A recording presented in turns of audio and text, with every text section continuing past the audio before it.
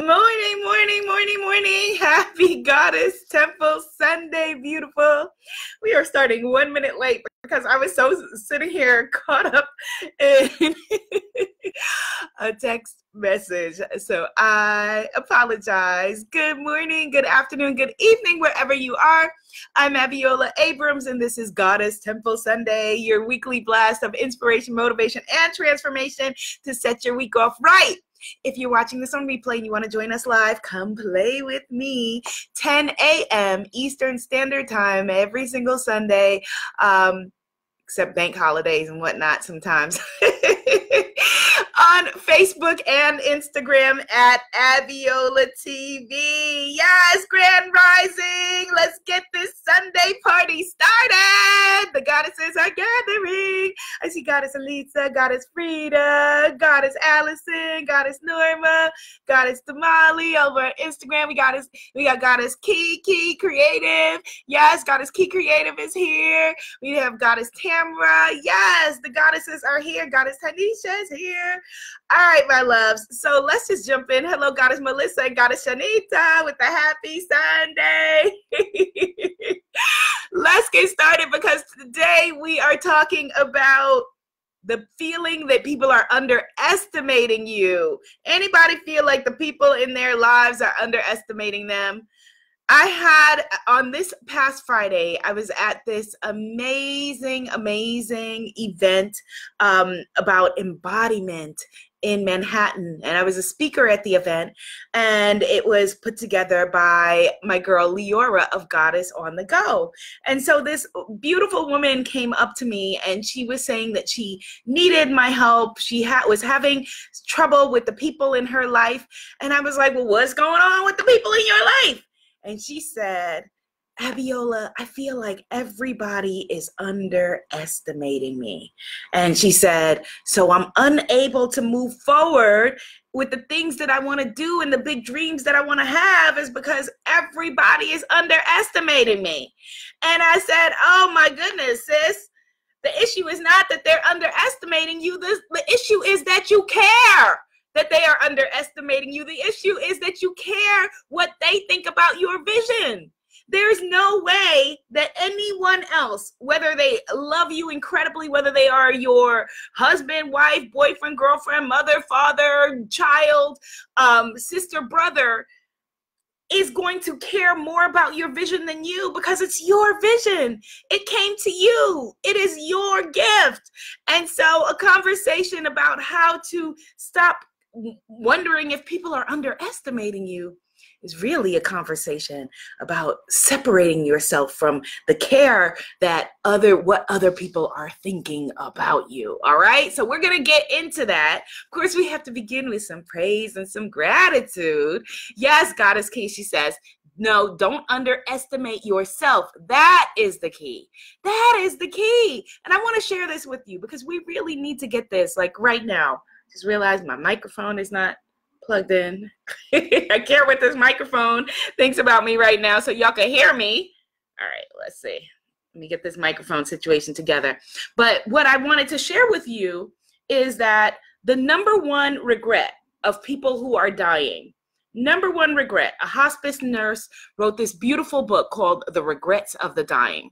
And the number one regret is, I wanted to make sure I get the exact quote, I wish I'd had the courage to live a life true to myself, not the life others expected of me. I wish I'd had the courage to live a life true to me, true to myself, and not the life others expected of me. So you don't want your last moments on this planet to be thinking, I wish I'd had the courage to live a life true to myself, not the life others expected of me. So right now, while we've been gifted this new and glorious day, let's talk about how to separate ourselves from that, all right? Give me a second, because what do I have here with this microphone situation? It is all around here and coming around here. Okay, here it is. Okay, there we go. All right. Somebody let me know if there are sound issues, my Facebook peeps, because I see the little thing fell off the mic and I will retrieve it. But let's just start with some gratitude, right? Because we cannot get anything if we don't first get our connection to who we are. And a big part about why we care so much about what other people think of us is that we forget that we are already stamped perfect. We are already stamped wonderful. We are already deemed to be the most incredible, beautiful, talented, amazing creation that has ever been. And so let's just begin with some gratitude. Close your eyes, my loves. Let's just take a deep breath. And I needed that breath too. Let's just come back into our bodies and let all of the hecticness of the outside world just fall away from us. And I want you now to reach out and take hands with the sister to the left of you and the sister to the right of you, and know that we are a global sisterhood and that you are not alone.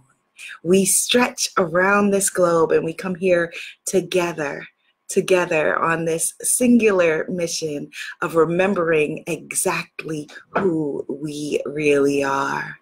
And so we begin with gratitude. Mother, Father, God, thank you so very, very much for bringing us together for another beautiful Sunday. Thank you so very, very much for waking us up today, for reminding us that we still have breath and our mission is not complete.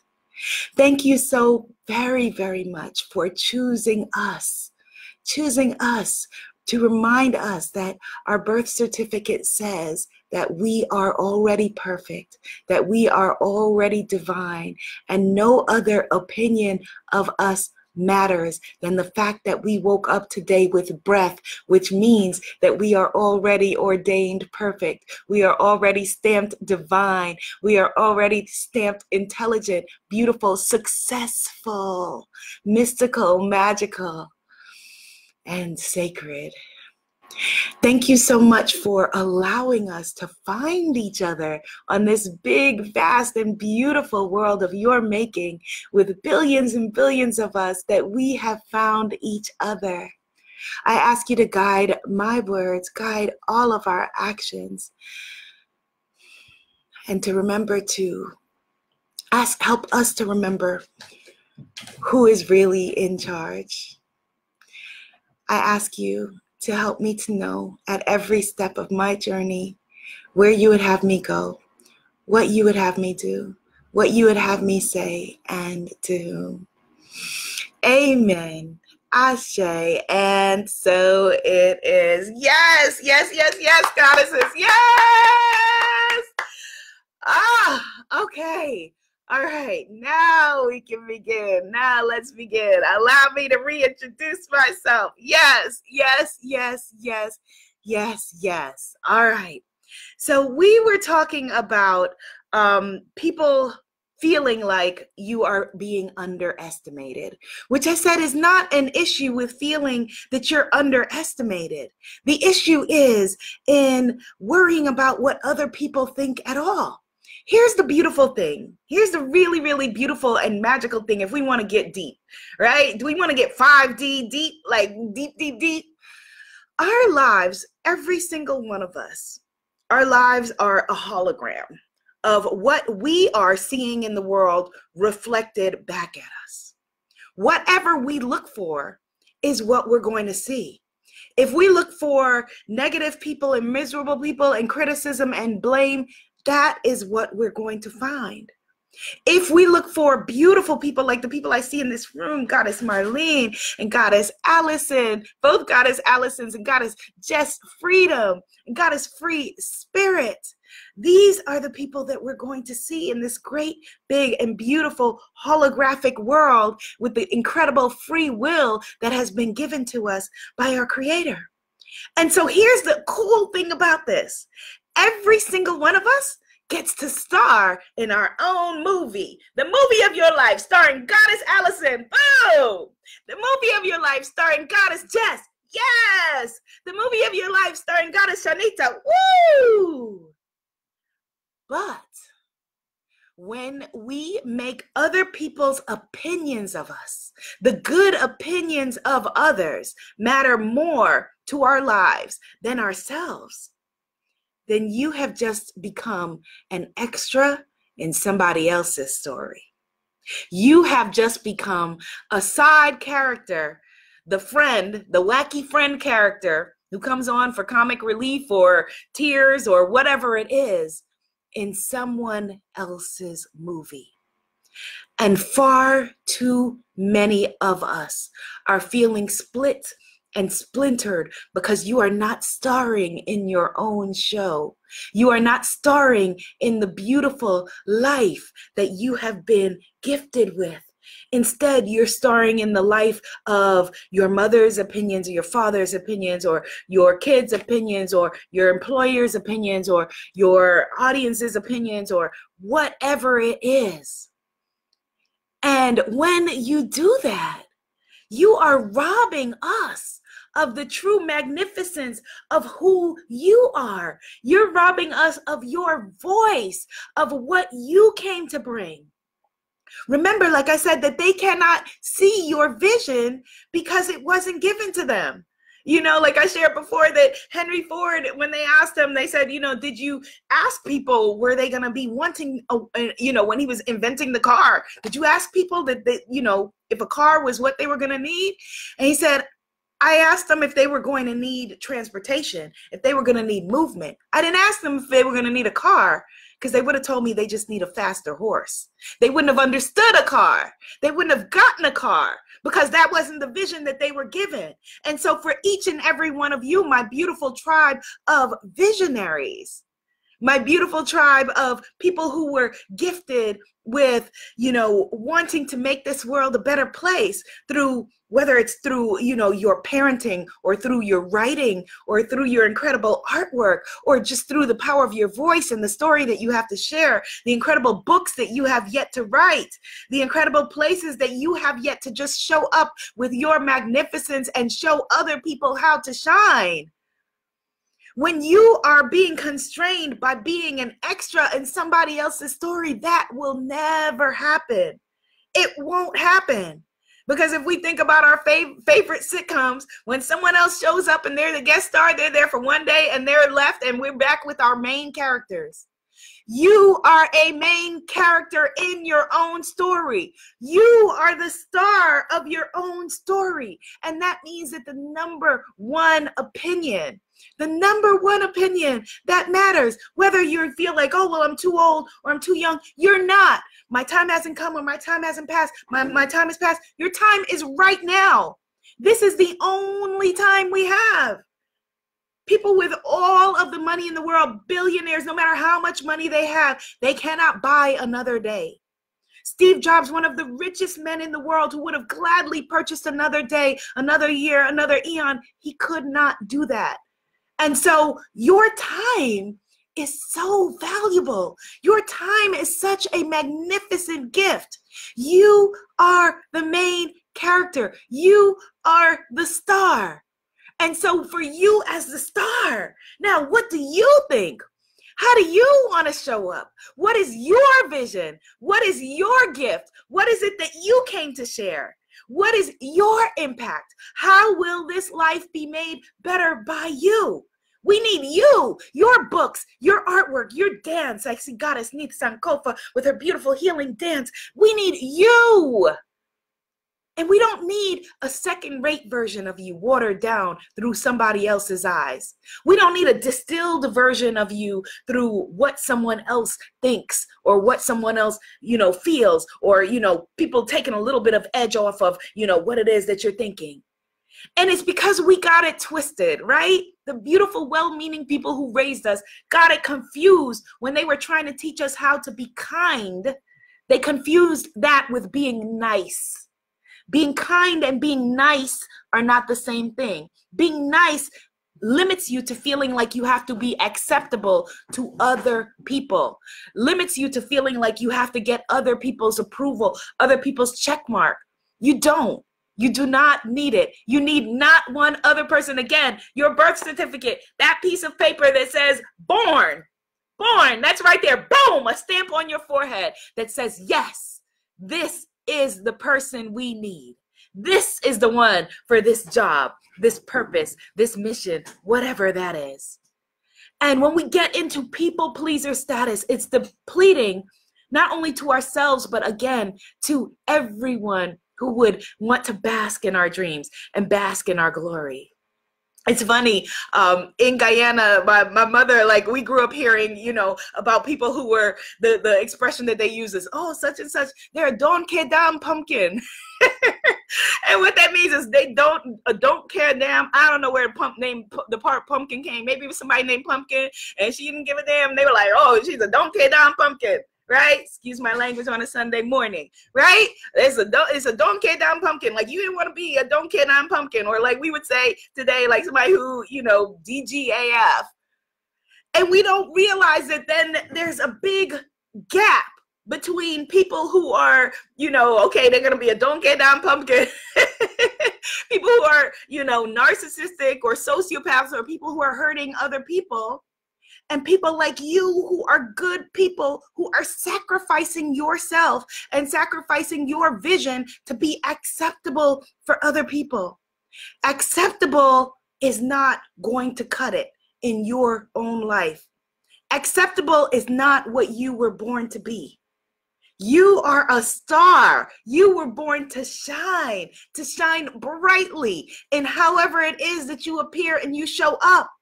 And you constricting and constraining yourself again because other people may not like it and other people will feel uncomfortable is robbing us. Goddess Allison's laughing at the don't care damn pumpkin. Right now in Guyana, in a village, there's somebody saying, I didn't know they made that expression about me. Pumpkin's watching this, and Pumpkin's like, what?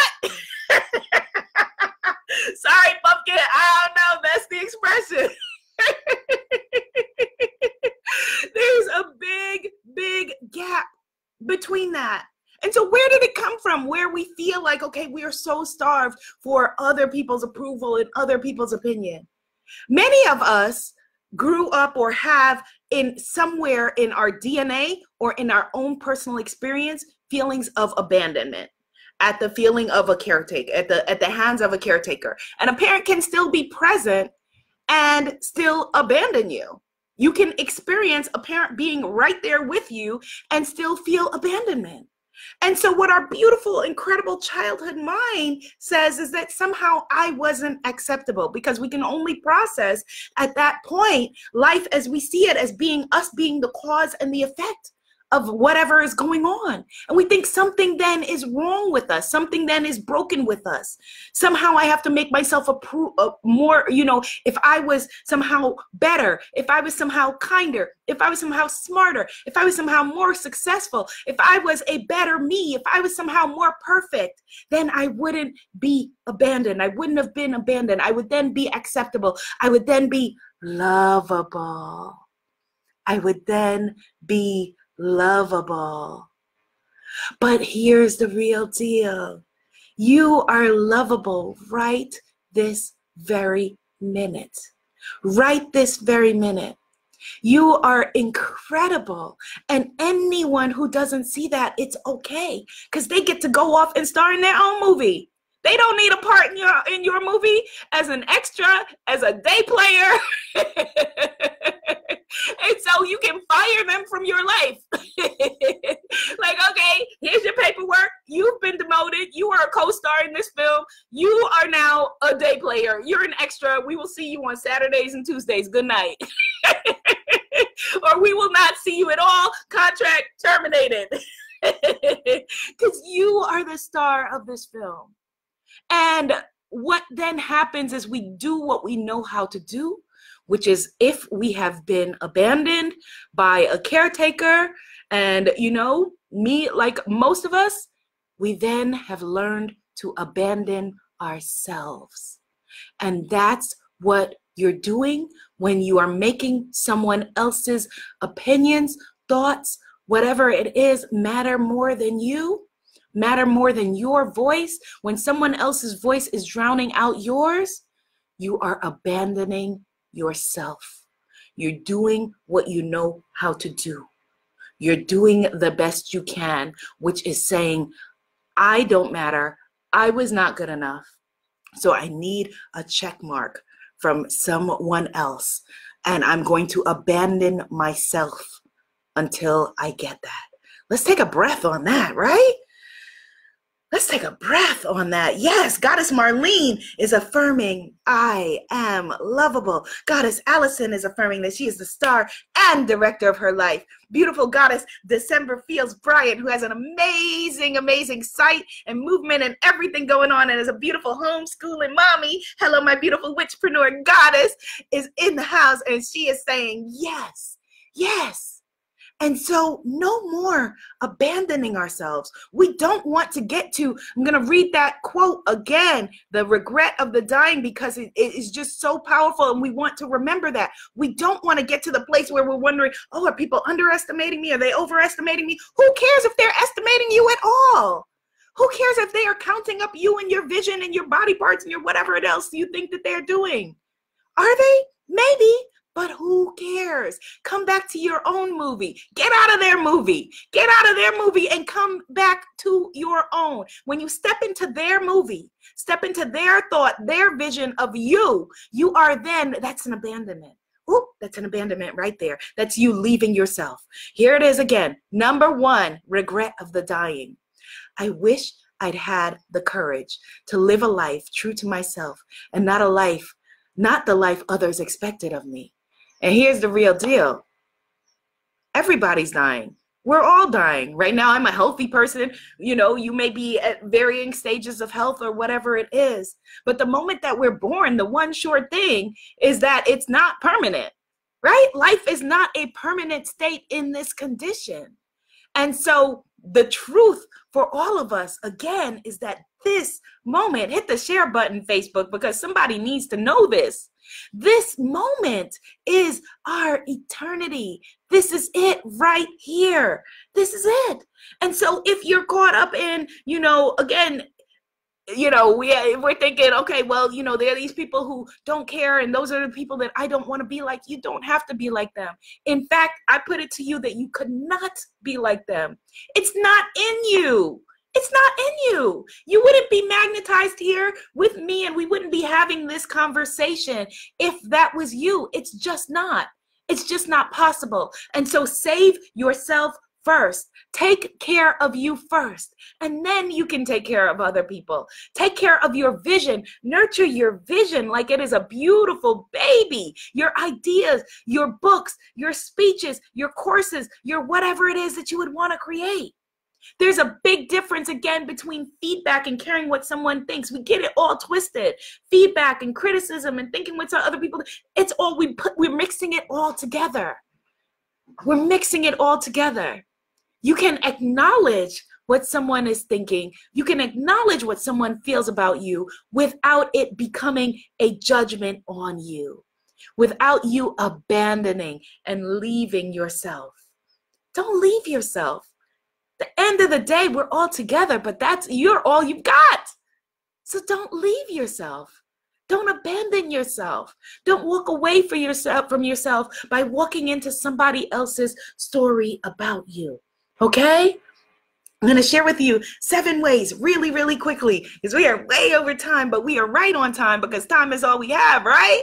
7 quick ways, quick thoughts to have when you were thinking about moving away from what other people think of us. All right. And number 1, you want to repeat it. Let's put it in the comments because we need to see it. What other people think of me is none of my business. What you think of me is none of my business. And I want you to have that as a mantra in your soul, so that even when you're having a conversation with someone else and they're saying, and offering an unsolicited opinion, that you're repeating, what you think of me is none of my business. It's not. It just isn't. Number 1, right? What you think of me is none of my business. Do not be invested in their criticism, but here's the part that's the challenging.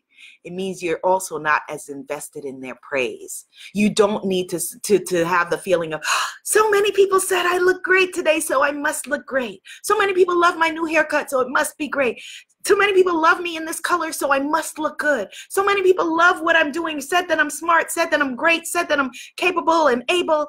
It will drive you insane. And then you are abandoning yourself again and again and again and again. What they think of you, what anybody thinks of you, none of your business. None of your business.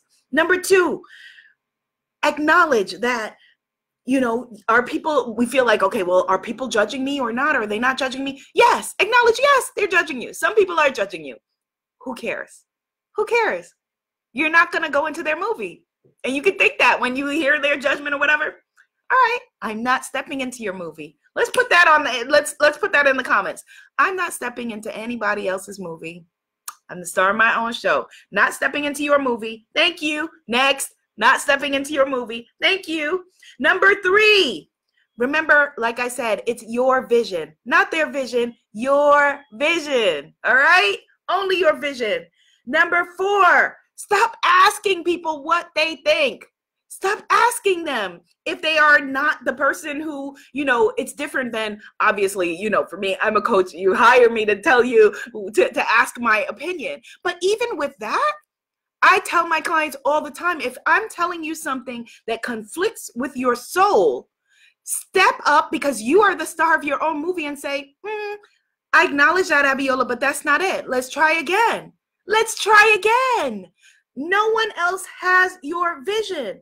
So stop asking people what they think. With the Goddess of Paris Miracles and Manifesting Retreat, which you can sign up for at goddessofparis.com, I asked my mom, what did she think of the name? I said, what do you think of the name when I came up with the retreat? And she said, I don't like it. And I said, okay, thank you, next. And I don't love my mom any less. My mom doesn't love me any less.